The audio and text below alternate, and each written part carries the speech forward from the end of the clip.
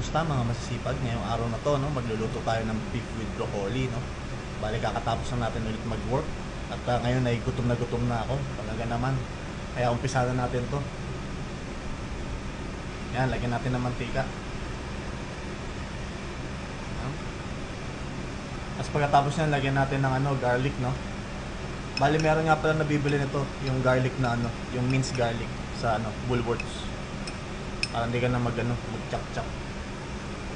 Ganyan. Meron ding nabibiling ginger, kaso hindi ako nakabili. Bali, yan na lang. Kakayurin na lang natin siya. Ay, baliktad. Yan. Konti lang kasi masyadong matapang yung ginger. Ang palasa lang. Tapos pagkalagay natin dyan, bumili nga rin pala ako ng beef. Yung beef na to, hiwa na siya, pang stir fry.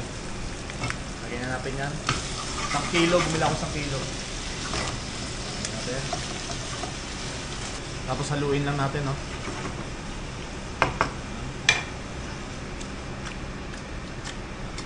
Mix lang natin.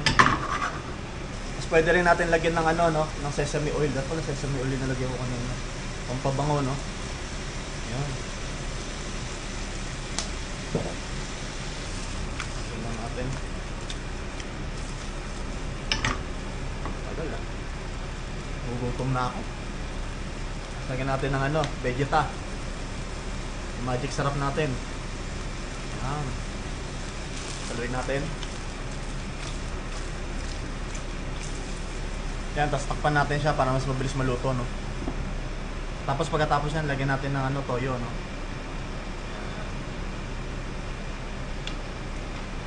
Tansya-tansya na lang. Ako lang na makakain. Hindi naman to recipe talaga na diba? Yan, yan lang. Tapos maglalagay nga rin pala ako ng corn flour, no? Itong cornstarch natin para pampalapot dito sa natin, sa beef with broccoli natin. Bali nilagyan ko ng ng tubig. Yan. Tsaka natin lalagay dito sa natin, beef with broccoli para pampalapot. Yan, tapos pwede natin lagay, no? Tansya-tansya lang, yung tipong lalapot siya. Yan, tapos haluin natin ulit.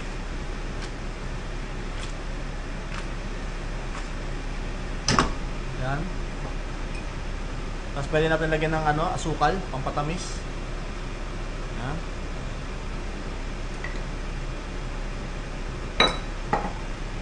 Tapos haluin natin ulit.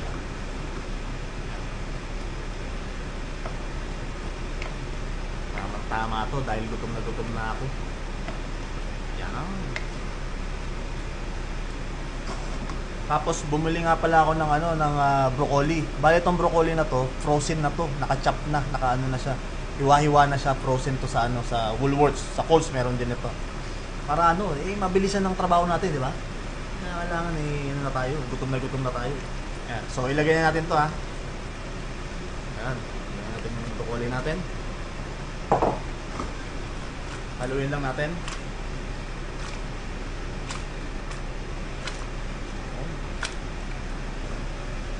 Yan, tapos tikman natin kung ano lasa, kung pwede na ba.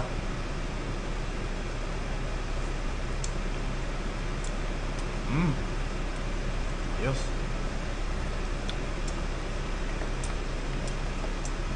Yes.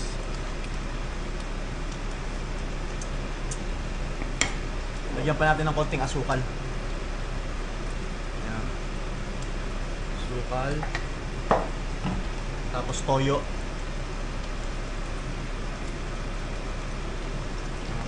Tapos lagyan din natin ito, yung garlic granules. Parang nakukulangan pa ako sa sa garlic. Ito kasi yung granules na to, parang mas siya, mas matapang siya, kaya lasang-lasa mo yung garlic talaga. Natin. Haluin lang natin ulit.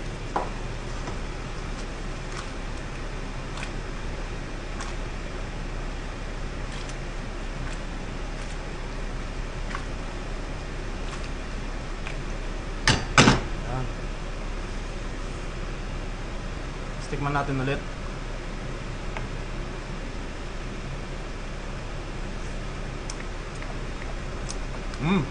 Mas may dating na siya. Ayos na. Panalo na. Damay-damay na to. Ayos. Tapos, lagyan natin ng sesame seeds. Yan, hindi pa nakabukas. Lagyan natin yan. Para maganda siya tignan, no? Yan. Diba? Yung tindi.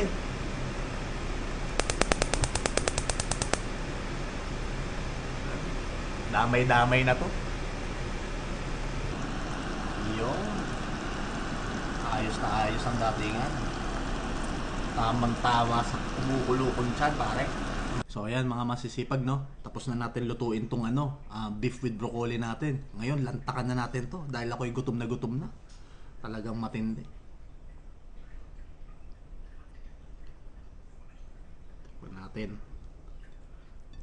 Tikman natin ang resulta.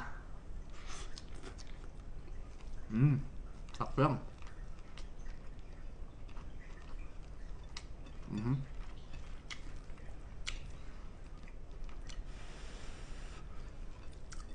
Sobra init na naman yung kanin.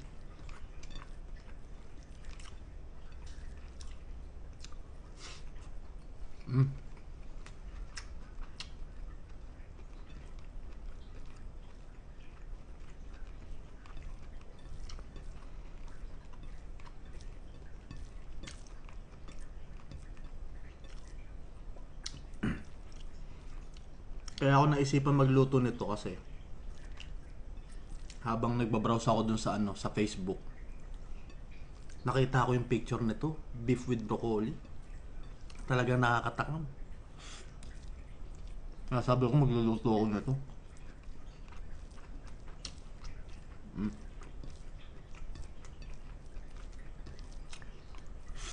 Yan, kuha pa tayong sabaw, no?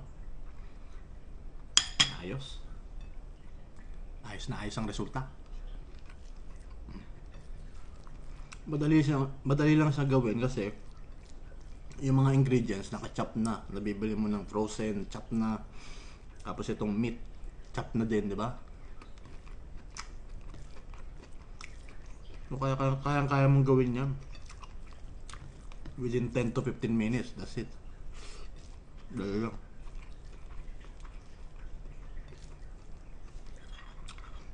Sarap.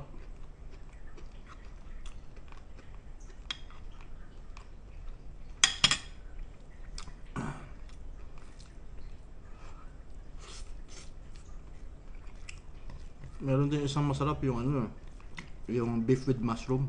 Yun, next time gawin ko naman yun. Sarap din yun.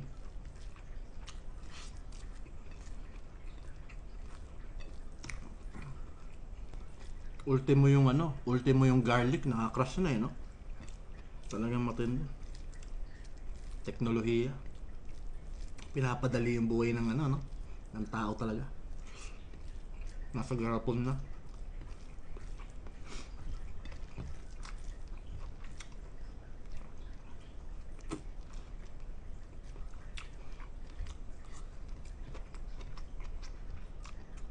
Parang di ko nang inunguya. Kasi gutom na ako.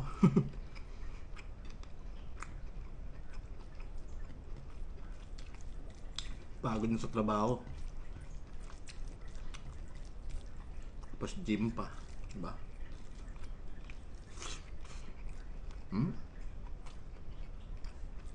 Grabe.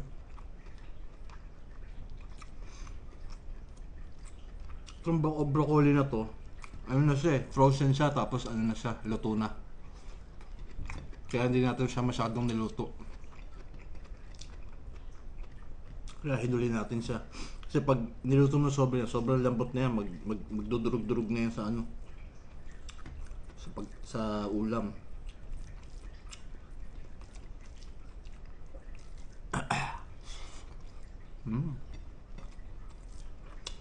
Dagdag lasa yung sesame. Pabango.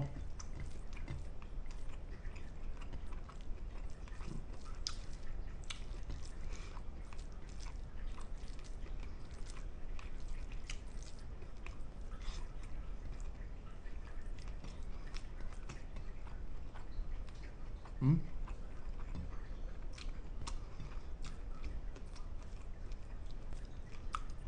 Ayos.